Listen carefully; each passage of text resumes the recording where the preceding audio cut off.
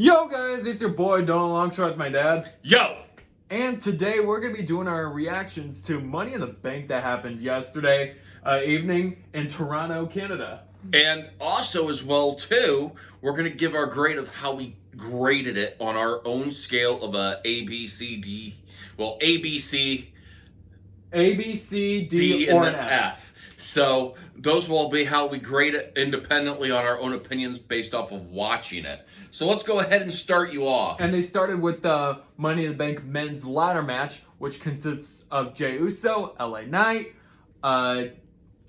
Chad Gable, Andrade, Carmelo Hayes, And Drew McIntyre. Which Drew McIntyre won the Money in the Bank. At this point, they were almost kind of setting it up as if Drew McIntyre was going to be winning the title. Well, not title, but the Money in the Bank contract. So that's kind of almost expected to see who was going to win that. I was expecting Yeet to win that, and that was one of the matches. One out of the 4 matches that I actually lost. I only won 1 match, which that's something I am going to bring up. I believe that was next, which would have been the Intercontinental. But yeah, go ahead. You know, it was a good match overall and everything. I really liked it. I think we're going to see some stuff between, I think is pointing directions. They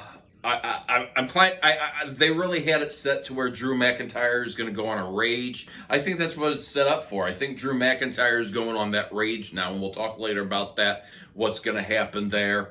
But it was really, really good of all sides. You got to see the young star Carmelo Hayes, and you got to see everything really take place of what's going to probably shape up over the next couple months. I think we see Yeet and some more matches against one another. I think they're making those two pretty big. So expect, I think, Jey Uso and LA Knight to have some matches here in the near future to see who's the better of them. Carmelo Hayes is just really getting involved with a lot of stuff. He's trying to show how popular he is as well, too. And again, I mean, it was good overall. Much expected. Drew McIntyre came out with like a fierce dragon. I mean, he just came out, and you know, you could really see that he really wanted it. He wanted it for his implications. You know, he did give what he said he was going to do with the Money in the Bank, and we'll talk a little bit more about that again later. But overall, I would give that match a solid B+. I think it's in the B range for me as well. B+, maybe a B-, but I think overall, I think it's going to be right around that B+ on my end. Too. But this is the only match that I won, which we're going to talk about next, which is Sami Zayn and Braun Breaker for the Intercontinental Championship. And again, Braun Breaker, they said he could go at like 23 miles per hour. He could be really fast when he goes one end of the ring to the other. But Sami Zayn was able to stop, you know, a couple of his spares. He was able to do the haluva kick. And 1, 2, 3, Sami Zayn is still the Intercontinental Champion. So that was a good thing about that one. And you know what? I'm happy for Sami Zayn on this, because this is one of those matches that really shows what is he able to do. And I think it separates him now, that shows what he's having to go through to get to where he has. He's had to defeat Gunther. He's had to defeat Chad Gable. He's had to defeat Braun Breaker. You know, he has not had it easy any step of the way. He has been doubted. I like how Corey Graves put it. This puts him up there. Braun Breaker is a powerhouse, guys. And to see Braun Breaker lose, that, you know, this is one, you know, I can be upset that Braun Breaker didn't win, but I can't be, because I really like Sami Zayn. I'm happy for him. I really thought Braun was going to come out, and, you know, it really was. It was a battle down to the last gasp of who had what left in him, and Sami Zayn showed why he deserves this Intercontinental Championship. Now, that being said, I said one thing to you last night that I really might stand by. And we're seeing where he's had to go. He has now had the title for 91 days today. So that being said, are they going to make Sami Zayn the longest reigning Intercontinental Champion in history? That might be set up here for a while. That's something to kind of play around with. I know his age, you take a lot into it, and he's older. But that being said, could they make it possibly? You know, if he's this good, I mean, look at who all he has had to battle already. Could he be a longer reigning champion than Gunther. So I give that match an A+. I think it broke the boards. I think that was one of the best matches. And despite me losing my pick on Braun Breaker, that was a great match. Sami Zayn, congratulations. You've got that respect, my friend. I'd say, for my grading, an A-. I'm going to say that it's going to be an A- because, Sami Zayn was able to find a way to win. But, that's where I'm going to go with that grade. Now, this next match we have on store is, it was originally between Seth Rollins and Damian Priest for the World Heavyweight Championship, but technically, Drew McIntyre in the middle of the match cashed in his Money in the Bank contract. So with the Money in the Bank contract that he cashed in, it turned into a triple threat for the World Heavyweight Championship, which unfortunately CM Punk came out and had to ruin Drew McIntyre once again, only for Damian Priest to chokeslam him and retain his title, which in my opinion, that was probably one of the more other expected things of the night. And if you notice at the end of the match, what's his name? Seth Rollins, he started getting mad at, he started pointing fingers and he started getting mad at CM Punk as well. And back earlier this year, prior to Royal Rumble, Seth Rollins said that he hates CM Punk as well. So, that could draw tensions between him, Drew McIntyre, and CM Punk. For I know, we could have a triple threat match. Or 2v1, I don't know. We'll see what happens there on their fourth. I think this is going to break through a lot of people here, guys. And here's why. I think this match was made to blow the doors open on who we could possibly see go after the heavyweight. And keep in mind here, if you watch the backstory after it was over, when Wade Barrett was, when they were doing the interviews and everything, Drew McIntyre lost it. And he has every right to lose it. I really do. Did you see how he backhanded Adam Pearce? Whether or not and everything, I think it is. I understand you're trying to draw this big thing that is setting shape for SummerSlam. I'm not, and not that, this is now the third time that CM Punk has come out and hurt him to where, jeopardized that title, jeopardized the winning of the match. He had that title. He got it taken away from him. They have some bigger issue. However, I think this now creates a bigger issue for Damian Priest, and it creates a bigger issue for Seth Rollins, because Seth Rollins wanted the heavyweight back. He said it from the get-go once he said from Damian Priest. But Damian Priest wanted to show the world that he could do it without any help. CM Punk was that middleman that showed, hey, this is why he won, because of this. So I think now you have tension between not only Drew McIntyre, Seth Rollins, of course, because he wanted that title back, and it gypped him out of that chance, and then Damian Priest. Let alone Wade Barrett broke up Drew McIntyre during the post-game, or the post-interviews. Could Wade Barrett be coming back? I think there might be another story behind that. There's sources saying that this might have been the gearing up for Wade Barrett to come back in. And now does Wade Barrett go for the World Heavyweight as well, too? There's a lot of mixed emotion about it. CM Punk has not really wrestled a lot yet. How many matches has he physically wrestled? One. And then he was injured and all this stuff. So there's a lot of things behind it. He's done more collateral damage than, anything else. And that's what they want to put in here.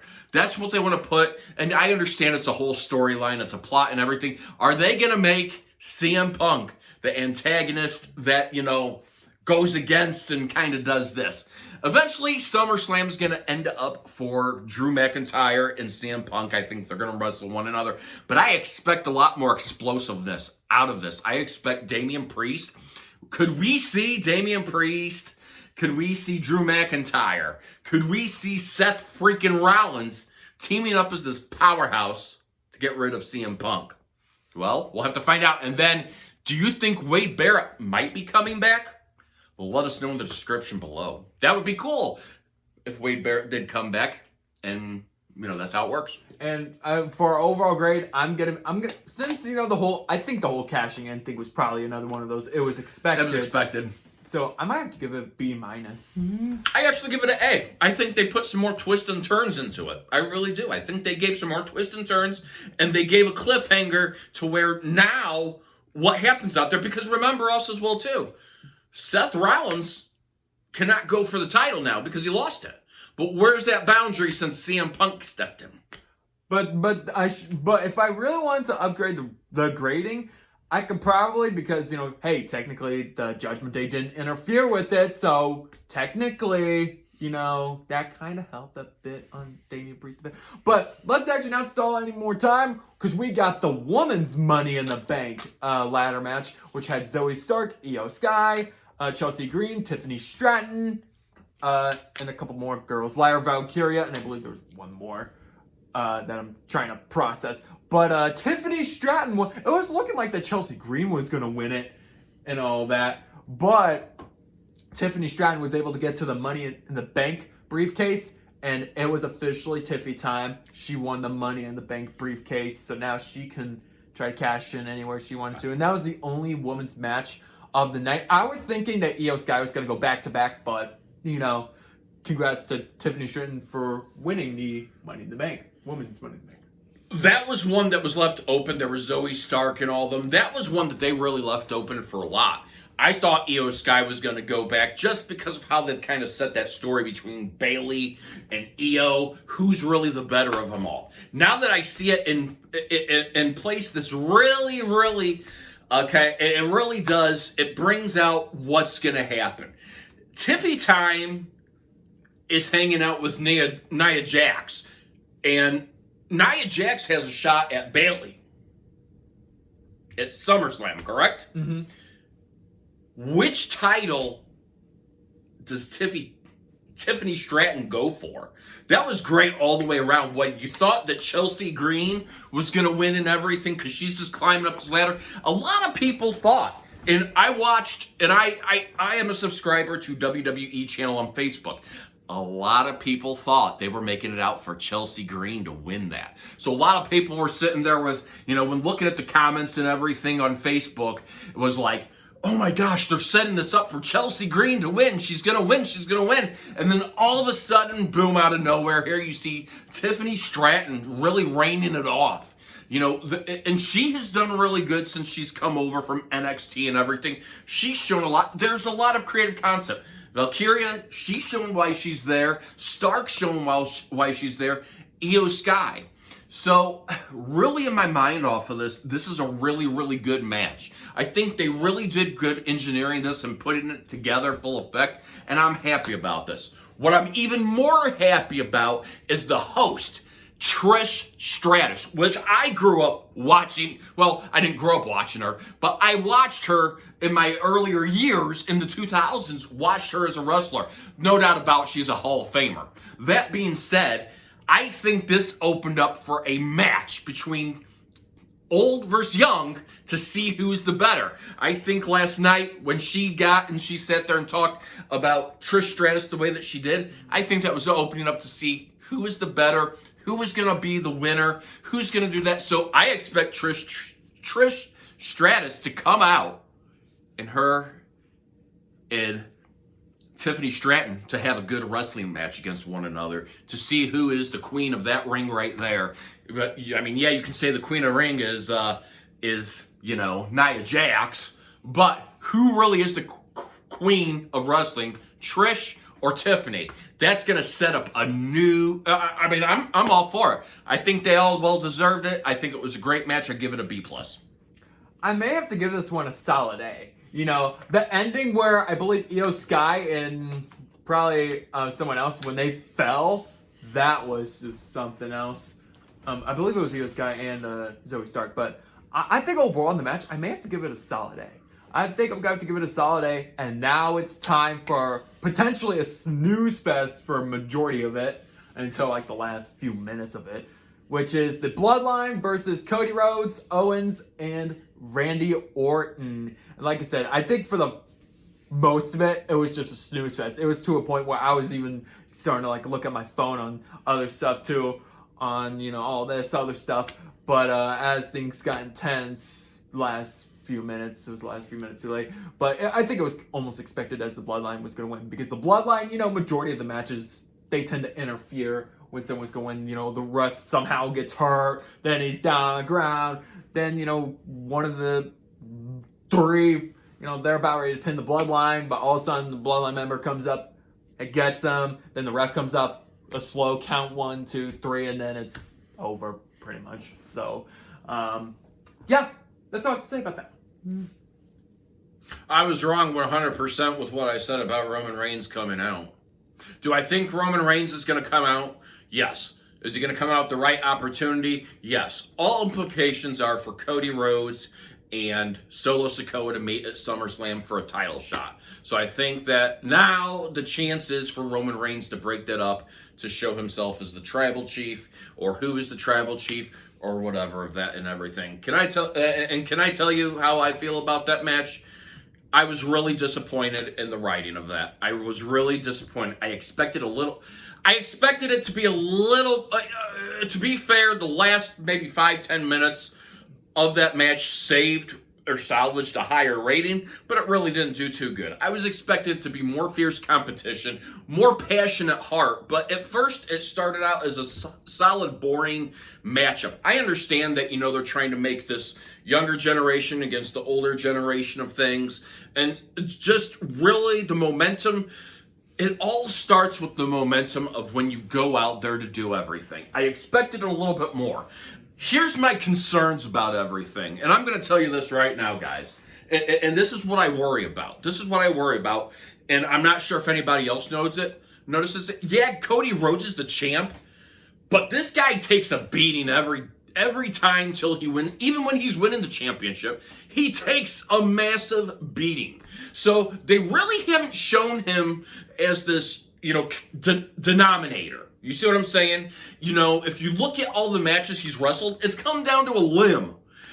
Yeah, I understand you want to have that excitement, you want to have that thrill, but they have not really shown that possession of power for a champion. Okay, for Roman Reigns, it was a circle. Now, I'll tell you what, for a non-champion, trying to regain that, Solo Sikoa is going out there with all this power. He's looking like the dictator of the world. It's scary, explosive what he has from between Fatu and all of them. It really is big. I don't see the momentum. I don't see the momentum in the series. I see really this force of and I understand they want to make this Bloodline group look, destructible.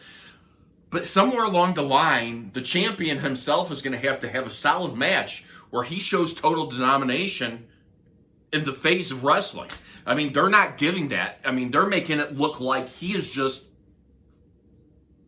look at how many matches he's fought that he's, it's come down to that thread.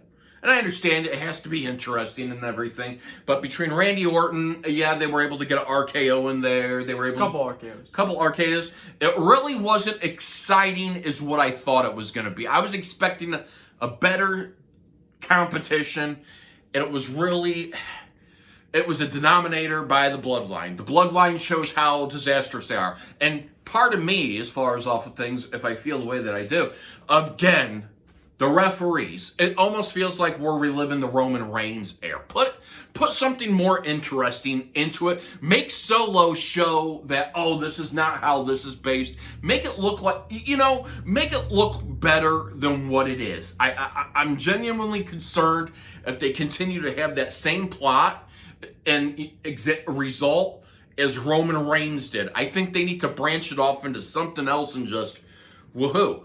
Unfortunately, I just didn't see a lot in that. Yeah, you could say the last 5 or 10 minutes was exciting, but at some point they're going to have to, what defines a championship? They are showing, Cody Rhodes really struggling to hold on to that championship, guys. SummerSlam's right around the corner, and he could lose that.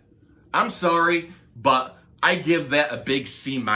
And, what saved it from being a D, in my opinion, was the last 10 minutes, they actually at least made it a little bit interesting. It was more fierce, but it was really a snooze fest. It really was. They're showing, Solo Sikoa.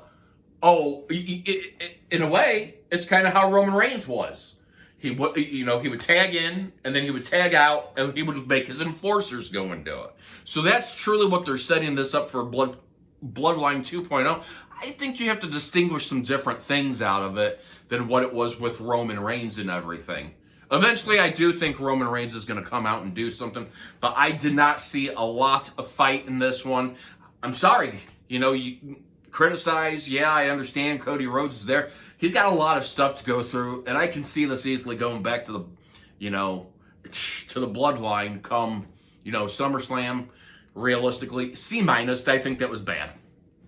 I'm gonna have to agree with you on ranking. If I really want to go lower than that, I may even have to go to a D plus, and I may have to break the C and go to a D plus at lowest, maybe even lowest of the highest or whatever you want to call it. But at highest, it would only be like a C-.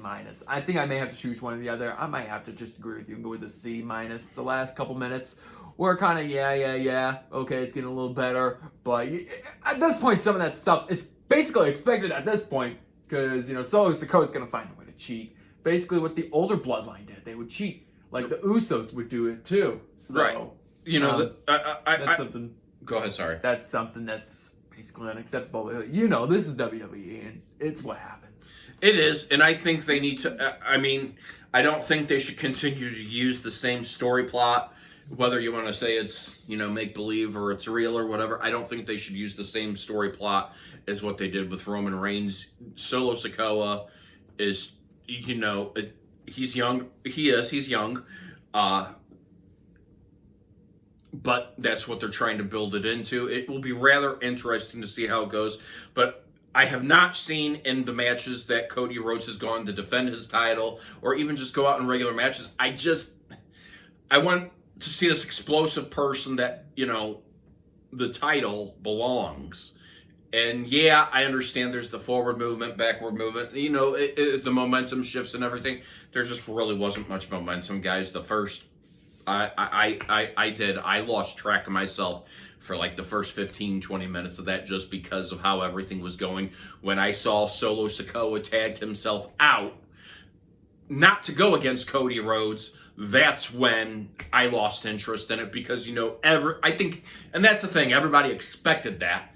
And I think, when you're priming yourself to be in a position, it's kind of that copycat. He waited until, Solo Sikoa had more energy. He waited till Cody Rhodes was physically broke down and just took it away. So that's what that was. So, all right. So one more thing I want to add on, and we may have to make this quick because my battery's kind of going low. But I will want to add on one more thing though. In the middle of Money in the Bank, John Cena came out and he did announce retirement after WrestleMania 2025. So basically through WrestleMania 2025, John Cena will be wrestling again for a few more times. What do you think is one more dream match that you think should happen before he goes away? In your opinion. Because honestly, that could be a really good question. Like, what do you think is the one big final match that you think you should have before he goes off, before he sails off into the sunset? I don't know. There's a lot. I'd like to be him. I'd like to see him be one of those people that come out to help dissolve the bloodline. So that the bloodline's your answer? I think he's going to be one of the crucial key to help with the final getting rid of the bloodline. I think they're going to make this, for the next year, something of that nature where the bloodline is this force and he's going to be the conqueror of getting rid of the bloodline, helping somebody win that championship, whether the world heavyweight, or not the heavyweight, but or the undisputed. Undisputed. I think that's where it's going to sit. I think that's what they're setting everything up for. He's going to be part of it. It's going to be integral. It's going to help somebody be a champion, whether it's Cody Rhodes retaining or getting back to Universal. That's where that kind of sits. If I had to put right now, Solo Sikoa versus Cody Rhodes at SummerSlam, and this is how I feel about it. I think Solo Sikoa would win. With the way the direction they're going, I think Solo would win. But it's up to them to prove wrong differently that Cody deserves. But I think he's going to join an ally. I think he's going to be out here. And I think he's going to help dissolve the bloodline, whatever that is, probably WrestleMania. If I was to give my prediction on a final match, let's make it actually interesting. Like, I don't care about the bloodline now. I want John Cena versus Randy Orton, I think. I want John Cena, Randy Orton, WrestleMania, main event on April 20th of 2025. I think that would be a good one. Really? Yeah. You want to see John Cena and Randy Orton? Mm-hmm. Both very talented wrestlers and combined like 30 championships combined between one another. Yeah. I mean, 16 for John Cena, 14 for Randy Orton. That's like 30, like I said, that's like 30 championships combined by both teams. So, so like I said a few minutes ago, after WrestleMania 2025, John Cena will officially be done. There's a couple other rumors that said that maybe CM Punk could be one of his final matches. Maybe AJ Lee might make a return. You know, there's a couple. There's a whole bunch of stuff. I mean, it's great to watch. I like where they're going with the direction. You want to know what would be so funny? John Cena versus Cody Rhodes. That would be. It would be pretty good. I think that would be an interesting one. But although all of that'll do it for today's video. Again, if you guys like Money in the Bank, what happened last night, put your thoughts in the comments down below. But if you guys want to see more videos like this, then please smash the subscribe button and smash the like button. Comment if you want to see something else, or you can also comment who you think the final match should be between John Cena and whoever you think it should be. There's a few things you guys can comment down below in the comments, or you can just comment something else if you really want to. But until then, I will see you guys in the next video. Peace out.